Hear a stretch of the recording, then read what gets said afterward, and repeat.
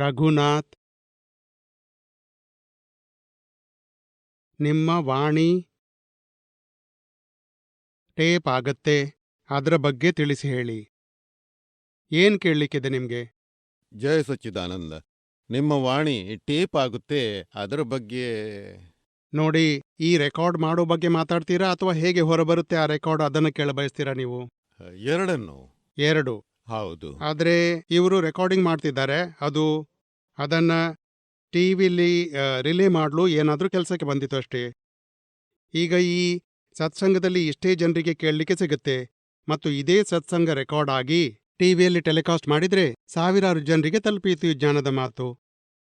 ಅಲ್ಲಿ ಈ ಜನರು ಇದನ್ನು ರೆಕಾರ್ಡಿಂಗ್ ಮಾಡ್ತಾರೆ, ಮಾಡಿ ಬೇರೆಯವರಿಗೆ ತಲುಪಿಸೋ ಉಪಾಯ ಮಾಡ್ತಾರೆ.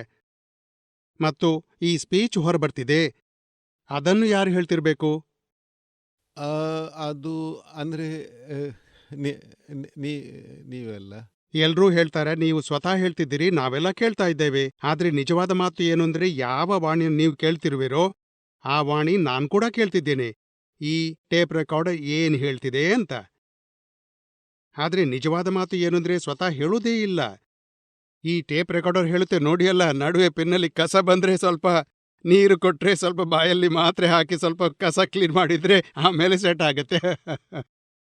ಹೌದು. ಆತ್ಮಕ್ಕೆ ಮಾತನಾಡ್ಲಿಕ್ಕಿಲ್ಲ. ಆಯ್ತು. ಇದು ಜಡ ಆಟಮ್ ಪರಮಾಣು ಇದೆಯಲ್ಲ, ನೋಡಿ ಶಬ್ದ ಬರುತ್ತಲ್ಲ, ಇದರಲ್ಲಿ ಆತ್ಮ ಎಲ್ಲಿದೆ? ಹೀಗೆ ಇಲ್ಲಿಂದ ಇದು ನೆಲದಲ್ಲಿ ಮುಚ್ಚಳ ಬೀಳಿಸಿದ್ರೆ ಅಂದ್ರೆ ಶಬ್ದ ಬರುತ್ತಲ್ಲ. ಹೌದು. ಆದ್ರೆ ಅಲ್ಲಿ ಆತ್ಮವೆಲ್ಲಿದೆ? ಆದ್ರೂ ಶಬ್ದ ಬರುತ್ತೆ. ಮೇಲೆ ಮೋಡವಿಲ್ಲ, ಆದ್ರೂ ಶಬ್ದ ಬರುತ್ತಲ್ಲ. ಬಹಳ ಜೋರಾಗಿ ಮಳೆ ಬರುವಾಗ ಯಾರು ಮಾಡಿಸ್ತಾರೆ ಅದನ್ನ? ಅಂದ್ರೆ ಈ ಆಟಮ್ಸ್ ಎಲ್ಲ ಡಿಕ್ಕಿ ಹೊಡಿತ್ವೆ, ಆಗ ಶಬ್ದ ಉತ್ಪನ್ನವಾಗುತ್ತೆ. ನಮ್ಮ ಶರೀರದಲ್ಲಿ ಗಾಳಿ ಹೊರಬರುವಾಗ ಕಂಠಸ್ಥ, ತಾರುಸ್ಥ, ಈ ನಾಲಿಗೆ, ತುಟಿಯಲ್ಲಿ ಎಲ್ಲದರಲ್ಲಿ ಶಬ್ದ ತಿರುಗಾಡಿ ಸೌಂಡ್ ಹೊರಬರುತ್ತೆ. ಆತ್ಮ ಮಾತನಾಡೋದಿಲ್ಲ.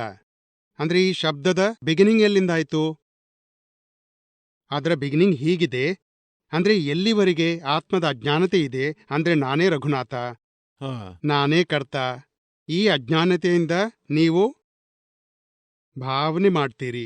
ಯಾರಾದ್ರೂ ನಿಮ್ಗೆ ದುಃಖ ಕೊಟ್ರೆ ನಿಮ್ಮೊಳಗೆ ಭಾವನೆ ಬರುತ್ತೆ, ನಾನಿವ್ನನ್ನ ಸರಿ ಮಾಡ್ತೀನಿ ಅಂತ. ಹೀಗಂತಾರಲ್ಲ, ಒಂದೇಟು ಕೊಡ್ತೀನಿ ಅಂತ. ಈ ಭಾವನೆ ಬರೋದ್ರಿಂದ ಪರಮಾಣುಗಳು ಚಾರ್ಜ್ ಆಗುತ್ತವೆ, ಮತ್ತು ಚಾರ್ಜ್ ಪರಮಾಣು ನಂತರ ಡಿಸ್ಚಾರ್ಜ್ ಆದಾಗ ಈ ಸ್ಪೀಚ್ನಿಂದಲೂ ಡಿಸ್ಚಾರ್ಜ್ ಆಗ್ಬಹುದು. 3 ಪ್ರಕಾರದಿಂದ ಡಿಸ್ಚಾರ್ಜ್ ಆಗುತ್ತೆ: ಮೈಂಡ್, ಸ್ಪೀಚ್ ಅಂಡ್ ಬಿಹೇವಿಯರ್. ಈ ಸ್ಪೀಚ್ನ ಬ್ಯಾಟ್ರಿನೂ ಚಾರ್ಜ್ ಆಗುತ್ತೆ ಪಾಸ್ಟ್ ಲೈಫ್ನಲ್ಲಿ, ಮೈಂಡ್ನ ಬ್ಯಾಟ್ರಿನೂ ಚಾರ್ಜ್ ಆಗುತ್ತೆ, ಮತ್ತು ಬಿಹೇವಿಯರ್ನ ಬ್ಯಾಟ್ರಿನೂ ಚಾರ್ಜ್ ಆಗುತ್ತೆ. 3 ಬ್ಯಾಟ್ರಿಗಳು ಪಾಸ್ಟ್ ಲೈಫ್ನಲ್ಲಿ ಚಾರ್ಜ್ ಆಗುತ್ತವೆ. ಹೌದು. ಮತ್ತು ಈ ಲೈಫ್ನಲ್ಲಿ ಡಿಸ್ಚಾರ್ಜ್ ಆಗುತ್ತೆ, ಮತ್ತು ಡಿಸ್ಚಾರ್ಜ್ನ ಸಮಯದಲ್ಲಿ ಪುನಃ ಚಾರ್ಜ್ ಆಗುತ್ತೆ. ನನ್ನಿಂದ ಒಳ್ಳೆ ಶಬ್ದಗಳು ಹೊರಬರ್ತಿಲ್ಲ, ಇವರಿಗೆ ದುಃಖವಾಗಿದೆ, ಹೇ ಭಗವಂತ, ನಾನು ಕ್ಷಮೆ ಯಾಚಿಸ್ತೇನೆ, ನನ್ನಿಂದ ಒಳ್ಳೆ ಶಬ್ದ ಹೊರಬರುವಂತೆ ಕೃಪೆ ಮಾಡಿ. ಆಗ ಒಳ್ಳೆ ವಾಣಿಯ ಭಾವನೆ ಬರುತ್ತೆ, ಅದೇ ವಾಣಿಯ ಬ್ಯಾಟ್ರಿ ಚಾರ್ಜ್ ಆಗುತ್ತೆ. ಇಲ್ದಿದ್ರೆ ಹೀಗೂ ಭಾವನೆ ಬರುತ್ತೆ, ನನ್ಗೆ 1 ಬೈದ್ರೆ ನಾನು 4 ಬೈತೇನೆ, ಸರಿ ಮಾಡ್ತೀನಿ ಅಂತ. ಅಂಥದ್ದೇ ರೆಕಾರ್ಡ್ ಚಾರ್ಜ್ ಆದೀತು. ವಕೀಲರು ಚಾರ್ಜ್ ಮಾಡ್ತಾರಲ್ಲ, ನನ್ನ ಪ್ಲೀಡಿಂಗ್ ಹೀಗಿರ್ಬೇಕು, ಸುಳ್ಳನ್ನು ನಾನು ಸತ್ಯ ಮಾಡ್ತೇನೆ, ಕೇಸ್ ಗೆಲ್ಲಿಸ್ತೇನೆ. ಆಗ ಅಂಥ ವಾಣಿ ರೆಕಾರ್ಡ್ ಆಗತ್ತೆ. ಭಾವನೆಯಿಂದ ರೆಕಾರ್ಡಿಂಗ್ ಚಾರ್ಜ್ ಆಗತ್ತೆ. ಹೌದು. ಮತ್ತು ಆ ರೆಕಾರ್ಡಿಂಗ್ ಕೂಡ ಹೇಗೆ ಚಾರ್ಜ್ ಆಗುತ್ತೆ? ಸ್ಥೂಲವಾಣಿ ಚಾರ್ಜ್ ಆಗೋದಿಲ್ಲ.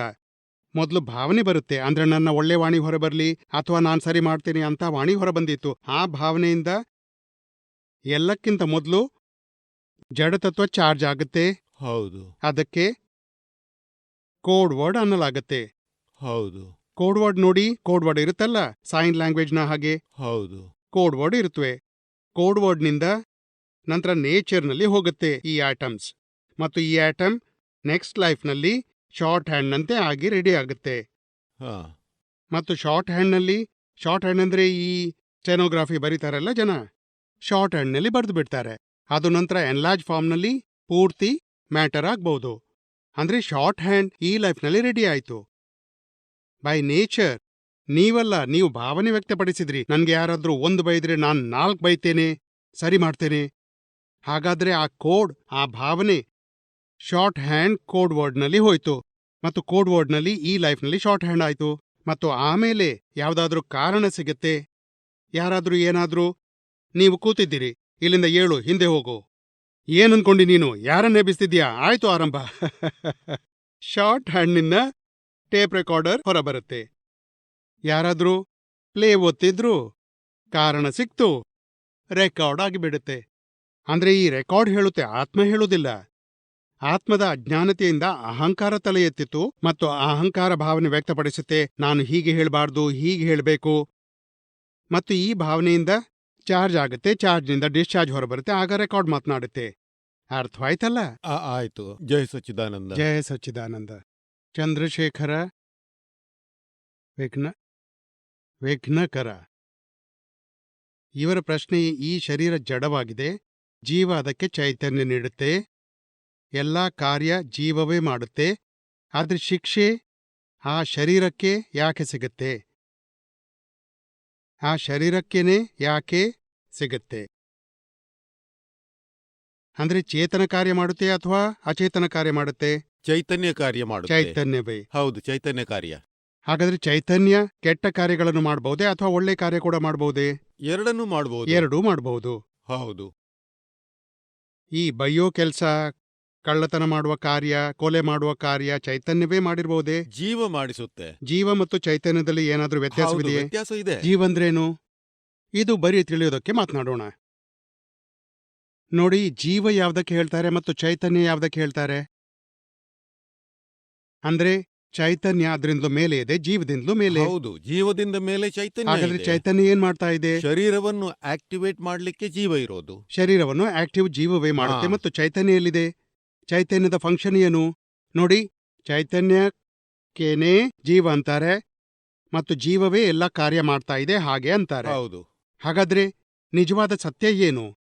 ಇದರಲ್ಲಿ ನಿಜವಾದ ಸತ್ಯ ಏನಿದೆ ಅದನ್ನು ಮೊದಲು ತಿಳ್ಕೊಳ್ಳಿ. ಜೀವ ಮತ್ತು ಚೈತನ್ಯ ಅಂದ್ರೆ ಆತ್ಮ ಬೇರೆ ಬೇರೆ. ಜೀವ ಮತ್ತು ಆತ್ಮದಲ್ಲಿ ಅಂತರವೇನಿದೆ?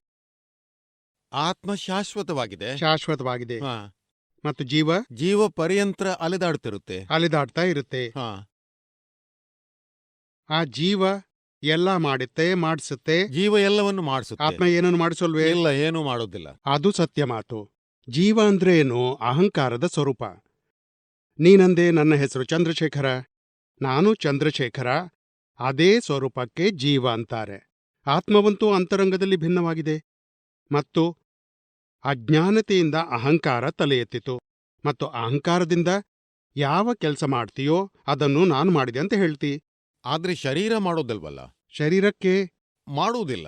ಶರೀರ ಏನು ಮಾಡುವುದಿಲ್ಲ. ಹಾ. ಆದ್ರೆ ಶರೀರ ಏನು ಮಾಡುವುದಿಲ್ಲ ಅಂತ ಅಲ್ಲ, ಶರೀರ ಉಪಕರಣವಾಗಿದೆ. ನಿನ್ಗೆ ಬೆಕ್ಕನ್ನು ಓಡಿಸ್ಲಿಕ್ಕಿದ್ರೆ ಕೋಲು ತಗೊಂಡು ನೀನು ಬೆಕ್ಕಿಗೆ ಹೊಡಿತೀಯಲ್ಲ, ಹಾ. ಶರೀರ ಹೊಡೆಯುವುದಿಲ್ಲ, ಕೋಲು ಹೊಡೆಯುತ್ತೆ. ಹಾಗಾದ್ರೆ ಕೋಲಿಗೆ ಯಾವ ಪನಿಷ್ಮೆಂಟ್ ಸಿಗೋದಿಲ್ವೇ? ಅದಕ್ಕೆ ಆಜ್ಞೆಯನ್ನಂತೂ ಆತ್ಮ, ಶರೀರಕ್ಕೆ ಆಜ್ಞೆಯನ್ನು ಜೀವವೇ ಕೊಡುತ್ತೆ. ಹಾ, ಜೀವ ಕೊಡುತ್ತೆ. ಏನು? ಜೀವವೇ ರೆಸ್ಪಾನ್ಸಿಬಲ್ ಆಗಿದೆ. ಹಾ. ಈ ಕಾರ್ಯ ಆಯ್ತಲ್ಲ, ಈ ಕಾರ್ಯ ಹಾ. ಜೀವ ಹಾ. ಶರೀರದ ಮೂಲಕ ಮಾಡ್ತಾ ಇದೆ. ಆದ್ರೆ ಶರೀರ ಕರ್ತಾದ ಹಾಗೆ ಕಾಣಿಸುತ್ತೆ. ಆದ್ರೆ ಶರೀರ ಉಪಕರಣವಾಗಿದೆ. ಕೋಲಿನಿಂದ ಬೆಕ್ಕಿಗೆ ಹೊಡೆದೆವು. ಹಾಗಾದ್ರೆ ಕೋಲು ಬೆಕ್ಕಿಗೆ ಹೊಡಿತಾ ಇದೆ, ಆದ್ರೆ ಕೋಲು ಹೊಡಿತಾ ಇಲ್ಲ, ನಿನ್ನ ಕೈಯೂ ಹೊಡಿತಾ ಇಲ್ಲ. ನಿನ್ನೊಳಗಿನ ಜೀವ ಸ್ವರೂಪವಿದೆ, ಅಹಂಕಾರ. ಅಹಂಕಾರಕ್ಕೆ ಇಚ್ಛೆ ಇದೆ ಬೆಕ್ಕನ್ನು ಇಲ್ಲಿಂದ ಓಡಿಸ್ಬೇಕು ಅಂತ. ಅಂದ್ರೆ ಅಹಂಕಾರ ತಪ್ಪು ಮಾಡಿತು, ಬೆಕ್ಕಿಗೆ ನಾನು ಹೊಡಿತೇನೆ ಅಂತ. ಹಾಗಾಗಿ ಅಹಂಕಾರಕ್ಕೆ ದುಃಖ ಸಹಿಸಬೇಕಾಗತ್ತೆ. ಆದ್ರೆ ಅಹಂಕಾರ ಶರೀರದ ಮೂಲಕ ಕಾರ್ಯ ಮಾಡಿತು. ಹಾಗಾಗಿ ಶರೀರಕ್ಕೆ ದುಃಖವಾದಾಗ ದುಃಖವನ್ನು ಸಹಿಸಬೇಕು, ಅಹಂಕಾರವೇ ಸಹಿಸುತ್ತೆ. ಶರೀರ ಸಹಿಸುವುದಿಲ್ಲ. ಯಾಕೆಂದ್ರೆ ಈ ಶರೀರದಲ್ಲಿ ಈ ಅಹಂಕಾರವಿದೆ. ಅಹಂಕಾರ ಶರೀರದ ಮೂಲಕ ಏನೋ ಕೆಟ್ಟ ತಪ್ಪು ಕೆಲಸ ಮಾಡಿತು. ಈ ಶರೀರವಂತೂ ಇಲ್ಲೇ ಉಳಿದು ಬಿಡುತ್ತೆ. ಆದ್ರೆ ನೆಕ್ಸ್ಟ್ ಲೈಫ್ನಲ್ಲಿ ಬೇರೆ ಶರೀರ ಸಿಗುತ್ತೆ. ಆದ್ರೆ ಅಹಂಕಾರ ಮಾತ್ರ ಇದೆ, ಕ್ಯಾರಿ ಫಾರ್ವರ್ಡ್ ಆಗುತ್ತೆ. ಹಾಗಾಗಿ ಆ ಶರೀರದ ಮೂಲಕ ಅಹಂಕಾರವೇ ಕರ್ಮದ ಫಲ ಸಹಿಸುತ್ತೆ. ಶರೀರ ಬಿಟ್ಟು ಹೋಯ್ತು, ಏಕೆಂದ್ರೆ ಅದು ತಪ್ಪು ಮಾಡಲೇ ಇಲ್ಲ. ಅಹಂಕಾರ ತಪ್ಪು ಮಾಡಿತು, ಅಹಂಕಾರವೇ ದುಃಖ ಸಹಿಸುತ್ತೆ. ಅಂದ್ರೆ ಯಾರಾದ್ರೂ ಅಂದ್ರೆ ಚಂದ್ರಶೇಖರ ಅಂತವನು ಇಂಥವನು, ಆಗ ಕಿವಿ ತಪ್ಪನ್ನು ಸಹಿಸುವುದಿಲ್ಲ, ಕಿವಿಗೆ ಕೇಳಿಸೋದು ಅಹಂಕಾರ. ಮತ್ತೆ ಅಹಂಕಾರಕ್ಕೆ ಸಫರಿಂಗ್ ಆಗುತ್ತೆ. ಅಂದ್ರೆ ನನ್ಗ್ಯಾಕೆ ಕೆಟ್ಟದು ಹೇಳಿದ್ರು? ಹಾ. ಅರ್ಥವಾಯ್ತಲ್ಲ? ಹೌದು, ತಿಳಿಯಿತು. ಯಾರೋ ಡಿಕ್ಕಿ ಹೊಡೆದ್ರು, ಹಾ. ಆಗ ಶರೀರ ಕೆಳಗೆ ಬೀಳುತ್ತೆ. ಶರೀರವಂತೂ ಅದು ಏನೂ ಹೇಳುವುದಿಲ್ಲ ನಾನ್ ಬಿದ್ದೆ ಅಂತ. ಆದ್ರೆ ಶರೀರದ ಒಳಗೆ ಇರುವ ಅಹಂಕಾರ ನನ್ಗೆ ಏಕೆ ಡಿಕ್ಕಿ ಹೊಡೆದ, ನನ್ಗ್ಯಾಕೆ ಬೀಳಿಸಿದ, ನಾನ್ ಬಿಡುವುದಿಲ್ಲ. ಅಹಂಕಾರ ವೈರತ್ವ ಕಟ್ಟಿಕೊಳ್ಳುತ್ತೆ. ಅಂದ್ರೆ ದುಃಖ ಕೂಡ ಅಹಂಕಾರವೇ ಸಹಿಸುತ್ತೆ, ಶರೀರ ಸಹಿಸುವುದಿಲ್ಲ. ಜಯ ಸಚ್ಚಿದಾನಂದ. ಅರ್ಥವಾಯ್ತಲ್ಲ? ಹೌದು. ದಿನೇಶ್ ನಾಹರ್. ಮೋಕ್ಷದ ಅರ್ಥವೇನು? ದೇವಸ್ಥಾನಕ್ಕೆ ಹೋಗಿ ಪ್ರಭುವಿನಲ್ಲಿ ಏನು ಕೇಳಬೇಕು? ಯಾವ ದೇವರನ್ನು ಪೂಜಿಸ್ತೀಯ? ಎಲ್ಲ ದೇವರನ್ನು. ಎಲ್ಲಾ ದೇವರು ಅಂದ್ರೆ ಮಹಾವೀರ ಭಗವಾನರು ಕೂಡ, ಹೌದು ರಾಮ ಭಗವಂತ ಕೂಡ, ಹೌದು ಹನುಮಂತರದ್ದು, ಹೌದು. ಮಾತಾಜಿಯವರದ್ದು ಕೂಡ. ಹಾ, ಬಹಳ ಒಳ್ಳೆ ಮಾತು. ನೀನು ಭಕ್ತಿ ಮಾಡುವಾಗ ಏನನ್ನು ಕೇಳ್ತೀಯ? ಏನ್ ಕೇಳಬೇಕು? ಅದನ್ನು ಕಲಿಬೇಕು. ಭಗವಂತನಲ್ಲಿ, ಭಗವಂತನ ಬಳಿಯಂತೂ ಇದನ್ನೇ ಭಗವಂತನಲ್ಲಿ ಕೇಳಬೇಕು. ನೀನು ನಿನ್ನ ಆತ್ಮದ ಸಾಕ್ಷಾತ್ಕಾರ ಪಡೆದಿರುವಿ, ನನ್ಗೂ ನನ್ನ ಆತ್ಮದ ಸಾಕ್ಷಾತ್ಕಾರವಾಗ್ಲಿ ಅಂತ ಕೃಪೆ ಮಾಡಿ, ನನ್ಗೆ ಮೋಕ್ಷ ಸಿಗ್ಲಿ ಅಂತ ಕೃಪೆ ಮಾಡಿ, ನನ್ಗೆ ಜ್ಞಾನಿ ಪುರುಷ ಸಿಗ್ಲಿ ಅಂತ ಕೃಪೆ ಮಾಡಿ. ಸಾಕು, ಅದೇ ಪ್ರಾರ್ಥನೆ ಮಾಡಬೇಕು. ಅಂದ್ರೆ ಸಂಸಾರದ ಯಾವ ವಸ್ತುವನ್ನು ಕೇಳುವ ಅವಶ್ಯಕತೆ ಇಲ್ಲ. ಏಕೆಂದ್ರೆ ಜನ್ಮದಿಂದ ಹಿಡಿದು ಮೃತ್ಯುವವರೆಗಿನ ಲೆಕ್ಕವಂತೂ ತಗೊಂಡೇ ಬಂದಿದ್ದಿ. ಎಷ್ಟು ಪ್ರಾಫಿಟ್, ಎಷ್ಟು ಲಾಸ್, ಎಷ್ಟು ಸುಖ, ಎಷ್ಟು ದುಃಖ, ಸಂಸಾರದಲ್ಲಿ ಎಷ್ಟು ಪ್ರತಿಕೂಲತೆ ಅನುಕೂಲತೆ, ಆ ಸಹಿಸೋ ಲೆಕ್ಕ ಪೂರ್ತಿ ಲೈಫ್ನಲ್ಲಿ ತಗೊಂಡೇ ಬಂದಿದ್ದಿ. ಅದು ನೆಕ್ಸ್ಟ್ ಲೈಫ್ಗಾಗಿ. ಅಂದ್ರೆ ಇಫೆಕ್ಟ್ನಲ್ಲಿ you cannot change any effect, you can change your causes, you can stop your causes. ಹಾಗಾಗಿ ಕಾಸಸ್ ಸ್ಟಾಪ್ ಆಗ್ಲಿ, ಕಾಸಸ್ ಚೇಂಜ್ ಆಗ್ಲಿ ಅಂತ ಪ್ರಾರ್ಥನೆ ಭಗವಂತನಲ್ಲಿ ಮಾಡಬೇಕು. ಬೇರೆ ಬೇರೆ ಬೇರೆ ಬೇರೆ ದೇವಸ್ಥಾನದಲ್ಲಿ ಬೇರೆ ಬೇರೆ ಮೂರ್ತಿ ಇರುತ್ತೆ. ಹಾ. ಅಲ್ಲಿ ಬೇರೆ ಬೇರೆ ಭಗವಂತನಲ್ಲಿ ಬೇರೆ ಬೇರೆ ಕೇಳಬೇಕೆ ಅಥವಾ ಇಲ್ಲ. ಎಲ್ಲರಲ್ಲಿ ಒಂದೇ? ಬೇರೆ ಬೇರೆ ದೇವರನ್ನು ಇಟ್ಟದ್ದು ಯಾಕಂದ್ರೆ, ಅಂದ್ರೆ ನಿಮ್ಗೆ ಮೂಲ ಭಗವಂತನ ಸ್ವರೂಪ ತಿಳಿಯಲಿ ಅಂತ. ಮೂಲ ಭಗವಂತ ಅಮೂರ್ತ ಆಗಿದ್ದಾರೆ. ಹಾಗಾದ್ರೆ ಈ ಮೂರ್ತಿಗಾಕೆ ಭಜನೆ ಮಾಡ್ತೀರಿ, ಭಕ್ತಿ ಮಾಡ್ತೀರಿ? ಅಮೂರ್ತ ನೇರ ಗುರುತಿಸ್ಲಿಕ್ಕಾಗೋದಿಲ್ಲ. ಹಾಗಾಗಿ ಅಮೂರ್ತ ಅದರಲ್ಲಿ ಪ್ರಕಟವಾಯಿತು. ರಾಮಚಂದ್ರರು, ಕೃಷ್ಣ ಭಗವಂತ, ಮಹಾವೀರ ಭಗವಾನ್ ಇವರ ಶರೀರದಲ್ಲಿ ಅಮೂರ್ತ ಭಗವಂತ ಪ್ರಕಟರಾಗಿದ್ದರು. ಮತ್ತು ಪ್ರಕಟ ಭಗವಂತ ಕಾಣಿಸಿಕೊಳ್ಳುವಂತೇ ಇಲ್ಲ. ಇದಕ್ಕಾಗಿ ಎಲ್ಲ ಜನರು ಮೂರ್ತಿಯ ಸ್ವರೂಪದಿಂದ ಭಗವಂತನನ್ನು ಸ್ಥಾಪನೆ ಮಾಡಿದ್ರು. ಹಾಗಾಗಿ ಈ ಒಳಗಿನ ನಿಮ್ಮೊಳಗೆ ಕೂಡ ಅಮೂರ್ತ ಭಗವಂತ ಇದ್ದಾನೆ. ಈ ದಿನೇಶನಂತೂ ಶರೀರದ ಸ್ವರೂಪ ಮತ್ತು ನೀನು ಸ್ವತಃ ಆತ್ಮ, ಮತ್ತು ಅದು ಅಮೂರ್ತ ಪಾಠ ಆಗಿದೆ. ಆದರೆ ನೀನು ನಿನ್ನ ಆತ್ಮವನ್ನು ಗುರುತಿಸೋಲ್ಲ. ಇದಕ್ಕಾಗಿ ನೀನು ಮೂರ್ತಿಗೆ ಪ್ರಾರ್ಥನೆ ಮಾಡ್ತಿ, ಭಕ್ತಿ ಮಾಡ್ತಿ, ಮತ್ತು ಮೂರ್ತಿಯನ್ನೇ ನೀನು ಮೂಲ ಸ್ವರೂಪದಿಂದ ಗುರುತಿಸೋದಿಲ್ಲ.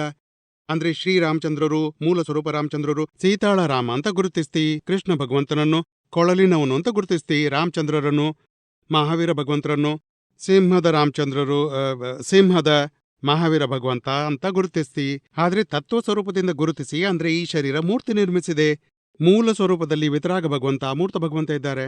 ಮತ್ತು ಅದೇ ಭಗವಂತ ನನ್ನೊಳಗೂ ಅಂತರಂಗದಲ್ಲೂ ಕೂತಿದ್ದಾರೆ. ನನ್ಗೆ ನನ್ನ ಭಗವಂತನನ್ನು ಗುರುತಿಸೋಕ್ಕೂ ಆಗಲ್ಲ. ಮತ್ತು ಇವರ ಭಗವಂತನ ಪರಿಚಯ ಮಾಡಿಕೊಂಡಿದ್ರು. ನನ್ಗೂ ನನ್ನ ಭಗವಂತನ ಪರಿಚಯವಾಗ್ಲಿ ಅಂತ ಕೃಪೆ ಮಾಡಿ.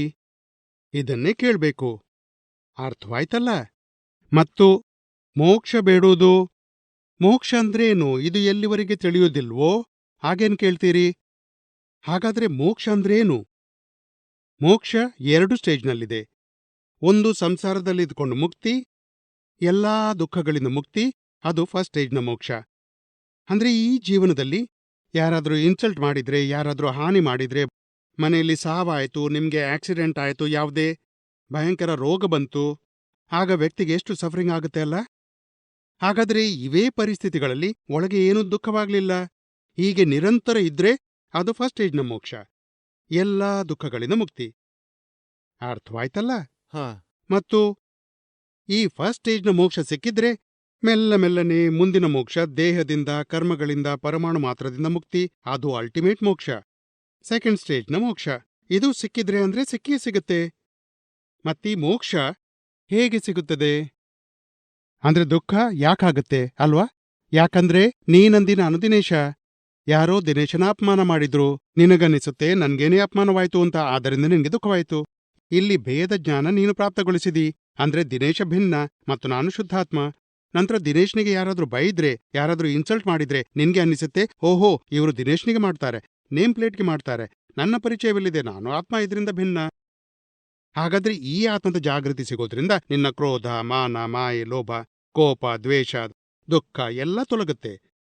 ಅರ್ಥವಾಯ್ತಲ್ಲ? ಮತ್ತು ಈ ಮೋಕ್ಷಕ್ಕಾಗಿ ಫಸ್ಟ್ ಸ್ಟೆಪ್ ಆತ್ಮಜ್ಞಾನದ ಪ್ರಾಪ್ತಿ ಮಾಡುವುದು. ಮತ್ತು ಆತ್ಮಜ್ಞಾನ ಸಿಕ್ಕಿದ್ರೆ ಫಸ್ಟ್ ಸ್ಟೇಜ್ನ ಮೋಕ್ಷ ಸಿಗುತ್ತೆ.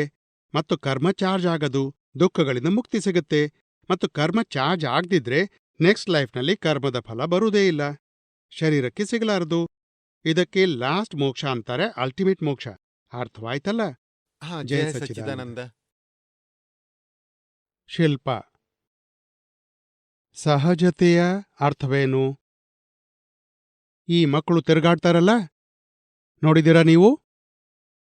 ಇದು ಸಹಜ. ಹಾ, ಅಲ್ಲ ಸಹಜತೆ ಅಂದ್ರೆ ಏನೋ ಮಾಡುವ ಅವಶ್ಯಕತೆ ಇಲ್ಲ ಹಾ, ಅಲ್ವೇ? ಬುದ್ಧಿ ಮತ್ತು ಅಹಂಕಾರದ ಪ್ರಕೃತಿಯಲ್ಲಿ ಅಡಚಣೆ ಆಗುತ್ತೆ. ಆಗ ಪ್ರಕೃತಿ ಸಹಜ ಅನ್ನಲಾಗತ್ತೆ. 3 ಪಾರ್ಟ್ಸ್ ಇವೆ. ಒಂದು ಪ್ರಕೃತಿ, ಒಂದು ಅಹಂಕಾರವಿದೆ ಬುದ್ಧಿಯೊಂದಿಗೆ, ಮತ್ತು 3ನೇದ್ದು ಆತ್ಮ. ಈ ಊಟ ಮಾಡ್ತೇವಲ್ಲ, ಚಿಕ್ಕ ಮಗು ನೋಡು ಎಷ್ಟು ಆರಾಮದಿಂದ ತಿನ್ನುತ್ತೆ. ಅಮ್ಮನಿಗೆ ಬೇಗ ಮಾಡು ಬೇಗ ಮಾಡು, 12:30 ಆಯ್ತು, 1 ತಾಸು ಕೂತಿದ್ದೇನೆ, ಇನ್ನೆಷ್ಟು? ಊಟ ಮಾಡಿಸೋದ್ರಲ್ಲಿ ತಾಯಿ ಇಮೋಷನಲ್ ಆಗ್ತಾಳೆ. ಮಗು ಆರಾಮಾಗಿ ಜಗಿದು ಜಗಿದು ತಿನ್ನುತ್ತೆ. ಆಮೇಲೆ ಮೆಲ್ಲ ಮೆಲ್ಲನೆ ಅದು ದೊಡ್ಡದಾಗತ್ತೆ. ಅದರ ಬುದ್ಧಿ ಡೆವಲಪ್ ಆಗುತ್ತೆ. ಆಮೇಲೆ ಅದು ಕೂಡ ಅಸಹಜವಾಗುತ್ತೆ. ಅಂದ್ರೆ ಬುದ್ಧಿ ಸಹಜತೆಯನ್ನು ಕಡೆಯುತ್ತೆ. ಮೂಲ ಆತ್ಮ ಸಹಜವಾಗಿದೆ, ಪ್ರಕೃತಿ ಕೂಡ ಸಹಜ. ಆದ್ರೆ ನಡುವೆ ಅಹಂಕಾರದ ಅಡೆತಡೆ ಪ್ರಕೃತಿಯನ್ನು ಅಸಹಜ ಮಾಡಿಬಿಡುತ್ತೆ. ಬೇಗ ಮಾಡು ಬೇಗ ಮಾಡು, ಇಮೋಷನಲ್ ಆಗುತ್ತೆ. ಮತ್ತು ಇಮೋಷನಲ್ ಅದು ಅಸಹಜತೆ. ಇಮೋಷನಲ್ ಶಬ್ದ ಕೇಳಿದೆಯಲ್ಲ, ಇಮೋಷನಲ್ ಏನೋ ಆಗಿಬಿಡುತ್ತೆ. ಇಲ್ಲ, ಅವರ ಫೋನ್ ಬಂತು, ನಾನು 10 ನಿಮಿಷದಲ್ಲಿ ಬರ್ತೇನೆ, ಬೇಗ ಊಟ ರೆಡಿ ಇಡು. ಮತ್ತೆ ಇಲ್ಲಿ ಒಂದು ತಾಸಿನ ಕೆಲಸ ಬಾಕಿ ಇತ್ತು. ಆಗೇನಾಗುತ್ತೆ? ಇಮೋಷನಲ್. ಬೇಗ ಮಾಡು ಬೇಗ ಮಾಡು. ಮತ್ತು ಕೆಲಸದಾಳಿಗೂ ಬೇಗ ಆದುತ್ತಾ ಬೇಗ ಇದುತ್ತಾ ಬೇಗ ನೀಡ್ತಾ. ಎಷ್ಟು ಇಮೋಷನಲ್ ಆಗುತ್ತೆ. ಇವರು 10 ನಿಮಿಷದಲ್ಲಿ ಬರ್ತೇನಂತ ಹೇಳಿದ್ರು, ಬರ್ತಾರೆ 25 ನಿಮಿಷದ ನಂತರ. ಆಗ ಪುನಃ ನೀವು ಇಮೋಷನಲ್ ಆಗ್ತೀರಿ. 10 ನಿಮಿಷದಲ್ಲಿ ಬರ್ತೀನಿ ಅಂತ ಹೇಳಿದ್ರು, ನಮ್ಮನ್ನು ಎಷ್ಟು ಅವಸರ ಪಡಿಸಿದ್ರು, ಎಲ್ಲ ಲೇಟ್ ಆಯ್ತು, ಮತ್ತು ನೀವು ಬರಲೇ ಇಲ್ಲ ಟೈಮ್ನಲ್ಲಿ, ಎಷ್ಟು ಕಷ್ಟ ಕೊಟ್ರಿ. ಆ ಇಮೋಷನಲ್, ಅವನು ಇಮೋಷನಲ್ ಆಗ್ತಾನೆ. 10 ನಿಮಿಷ ಲೇಟ್ ಆಯ್ತು, ಅದ್ರಲ್ಲೇನಾಯ್ತು, ಎಷ್ಟು ಯಾಕೆ ಬೊಬ್ಬಿಡ್ತಿ? ಮತ್ತೆ ಆರಂಭ ಜಗಳ, ಪ್ರಾಬ್ಲಮ್ಸ್. ಈ ಇಮೋಷನ್ನವರು ಜಗಳಾಡ್ತಾರೆ. ಟ್ರೈನ್ ಇಮೋಷನಲ್ ಆದ್ರೆ ಆಗೇನಾಗುತ್ತೆ? ಮೋಷನ್ನಲ್ಲಿಲ್ಲ, ಇಮೋಷನಲ್. ಕುಣಿದು ಕುಣಿದು ಕುಣಿದು ಟ್ರೈನ್ ಹೋದ್ರೆ ಎಷ್ಟು ಜನ ಸತ್ತು ಹೋದಾರು? ಮತ್ತು ಟ್ರೈನ್ ಮೋಷನ್ನಲ್ಲಿದ್ರೆ ಸ್ಲೋ ಫಾಸ್ಟ್ ಪರವಾಗಿಲ್ಲ, ಕೆಲವು ಲೋಕಲ್ ಟ್ರೈನ್ ಸ್ಲೋ ಇರುತ್ತವೆ, ರಾಜಧಾನಿ ಫಾಸ್ಟ್ ಇರುತ್ತೆ. ಆದ್ರೆ ಇಮೋಷನಲ್ ಅಲ್ಲ. ಮತ್ತು ಬುದ್ಧಿ ಇಮೋಷನಲ್ ಮಾಡಿಸುತ್ತೆ. ಇವರು ಮಾಡೋದೇ ಇಲ್ಲ, ನಾನೇ ಮಾಡ್ಬೇಕಾಗತ್ತೆ. ಇಮೋಷನಲ್ ಆರಂಭವಾಯ್ತು. ಇಲ್ಲ, ಇವನು ಮಾಡ್ತಾನೆ ಮತ್ತು ನಾನು ಮಾಡ್ತೇನೆ. ಆದ್ರೆ ಇದು ಕೂಡ ಸಹಜವಾಗ್ಲಿ. ಶಿಲ್ಪ ಏನ್ ಮಾಡ್ತಿದ್ದಾಳೆ ಅದನ್ನೋಡಿ. ಆಗ ಸಹಜತೆ ಆರಂಭವಾಗುತ್ತೆ. ದಾದಾ ಭಗವಾನ್ರ 5 ಆಜ್ಞೆ ಸಹಜದಲ್ಲಿ ಇರುವ ಕೀಲಿಕೈ. ಹಾಗೆ ಅಸಹಜ ಯಾರು ಆಗ್ತಾರೆ? ಅಹಂಕಾರ. ಮತ್ತು ಯಾಕೆ ಬರುತ್ತೆ? ಬುದ್ಧಿ ಏನು ಹೇಳುತ್ತೆ? ಮಾಡದಿದ್ರೆ ಏನಾಗುತ್ತೆ, ಆಗದಿದ್ರೆ ಏನಾಗ್ಬಹುದು. ಆದ್ರೆ ಮನ ಬಂದಂತೆ ನಡಿಬಹುದೇ? ಏನು ಬೇಕೋ ಅದನ್ನೆಲ್ಲ ಮಾಡಬಲ್ಲಿರಿ ನೀವು. ಆದ್ರೆ ಕೆಲವೊಮ್ಮೆ ಈಗ ನಮ್ಮ ಟ್ರೈನ್ ಇದೆ ಅಥವಾ ಫ್ಲೈಟ್ ಇದೆ, ಅದು ಟೈಮಿಗಿಂತ ಲೇಟ್ ಆದ್ರೆ ಅರ್ಜೆಂಟ್ ಸ್ವಲ್ಪ ಮಾಡ್ಬೇಕಾಗತ್ತೆ, ಬೇಗ ಬೇಗ ಮಾಡ್ಬೇಕಾಗತ್ತೆ. ಹಾಗಿದ್ರೆ ಅದು ಕೂಡ ಸಹಜತೆ. ಇಲ್ಲ, ಅಥವಾ ಅದು ಬೇಗ ನಾನೇನಾದ್ರೂ- ಬೇಗ ಮಾಡ್ಬೇಕು. ಆದ್ರೆ ನೋಡಿ, ಈಗ ನಿಮ್ಗೆ ಏರ್ಪೋರ್ಟ್ ಬೇಗ ತಲುಪೋಗಿದೆ. ನಡುವೆ ಯಾರಾದ್ರೂ ಸೈಕಲಲ್ಲಿ ಹೋದ್ರೆ ಅವನನ್ನು ಬೀಳಿಸ್ತೀರಾ? ಹೋಗಿಲಿಂದ ನಡಿ, ನಡುವೆ ಬಂದಿ. ಇಲ್ಲ. ನೀವು ಎಷ್ಟು ಜಾಗ್ರತೆಯಿಂದ ನಡೆಸ್ತೀರಿ, ಡಿಕ್ಕಿ ಆಗುವುದನ್ನು ತಪ್ಪಿಸ್ತೀರಿ. ಡಿಕ್ಕಿ ಆಗ್ಲು ಬಿಡುವುದಿಲ್ಲ. ಇಲ್ಲ. ಮತ್ತು ಸಹಜತೆಯಲ್ಲಿ ನೀವು ಶೀಘ್ರ ತಲುಪಿ, ಅನ್ಯರನ್ನು ಹರ್ಟ್ ಮಾಡಬೇಡಿ. ಇಮೋಷನಲ್ ವ್ಯಕ್ತಿ ಎಲ್ಲರನ್ನು ಬೀಳಿಸ್ತಾನೆ. ಅವನಿಗೆ ಬೈದಾನು, ಇವನಿಗೆ ಬಹಳ ಬೈದಾನು, ಕೆಲಸದವಳಿಗೆ ಬೈದಾನು, ಪತಿಗೂ ಬೈತಾಳೆ, ಮಗುವಿಗೂ ಬೈತಾಳೆ. ಮತ್ತು ಮಕ್ಕಳು ಮಧ್ಯೆ ಬಂದ್ರೆ, ಮಮ್ಮಿ ಚಾಕ್ಲೇಟ್, ಹೋಗ್ತೀವಿಲ್ಲ, 10 ನಿಮಿಷಕ್ಕೊಮ್ಮೆ ಬರ್ತಾರೆ, ಬೇರೆ ಕೆಲಸವಿಲ್ಲ, ಚಾಕ್ಲೇಟ್ ಕೇಳ್ತಾನೆ, ಹೊಡಿತಾಳೆ. ಇಮೋಷನಲ್. ಆದ್ರೆ ಮನಸ್ಸಿನಲ್ಲಿ ಆಗ್ಬಿಡುತ್ತೆ. ಒಂದ್ ವೇಳೆ ಎದುರಿಗಿದ್ದ ಸೈಕಲ್ ನವನಿಗೆ ಸರಿ ಅಂತ ಹೇಳದಿದ್ರೆ ಆದ್ರೂ ಮನಸ್ಸಿನಲ್ಲಿ ಬರುತ್ತೆ, ನೀನ್ ಸರಿ ಇಲ್ಲ, ಅಂತ. ಮನಸ್ಸಿನಲ್ಲಿ ಬಂದ್ರೆ ಹಾರ್ನ್ ಹೊಡೀರಿ. ಆದ್ರೆ ಇಮೋಷನಲ್ ಆಗೋ ಅಗತ್ಯವಿಲ್ಲ. ಅವ ಜಾಗ ಕೊಟ್ರೆ ಮೆಲ್ಲನೆ ಮುಂದೆ ಹೋಗಿ. ಯಾರು ತುಂಬಾ ಫಾಸ್ಟ್ ನಡೆಸ್ತಾರೆ, ಮುಂದೆ ಸಿಗ್ನಲ್ ಬಳಿ ನಿಂತಾರೆ, ವೇಸ್ಟ್ ಆಫ್ ಟೈಮ್ ಆಗುತ್ತೆ. ಈಸಿ ಆಗಿರಿ.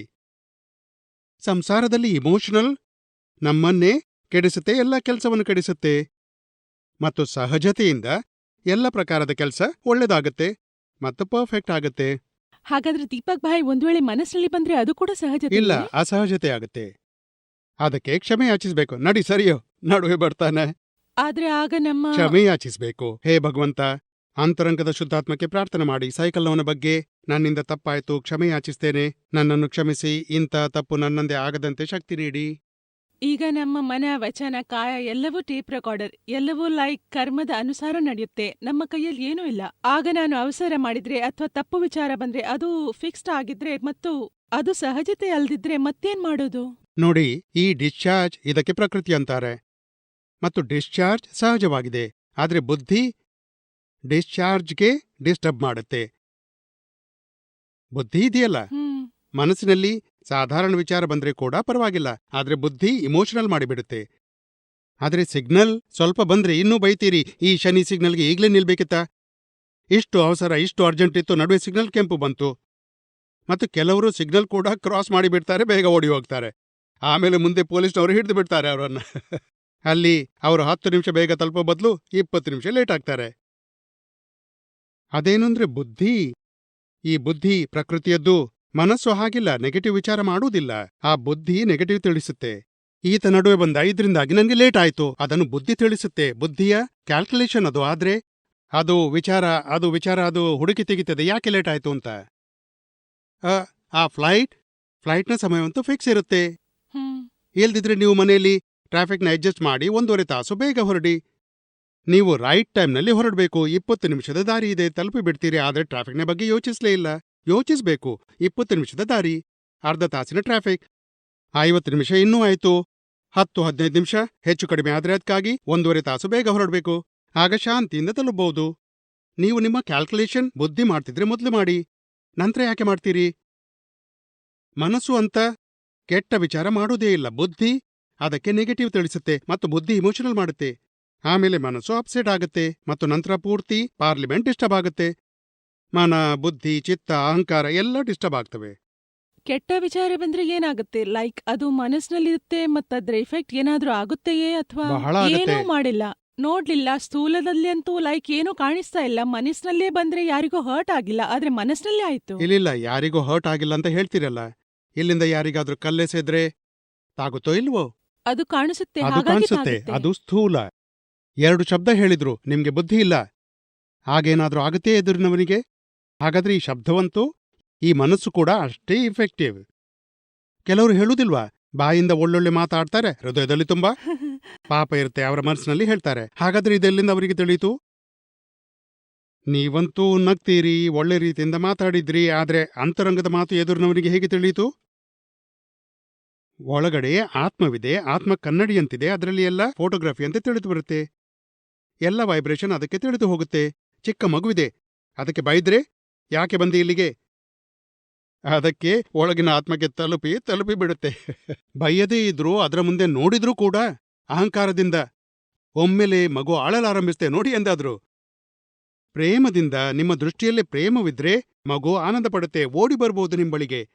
ಹಾಗಾಗಿ ಈ ವೈಬ್ರೇಷನ್, ಅದಕ್ಕೆ ಬುದ್ಧಿ ಇಲ್ಲ, ಆದ್ರೆ ಆತ್ಮ ಇದೆಯಲ್ಲ ಅದಕ್ಕೂ ತಿಳಿಯುತ್ತೆ.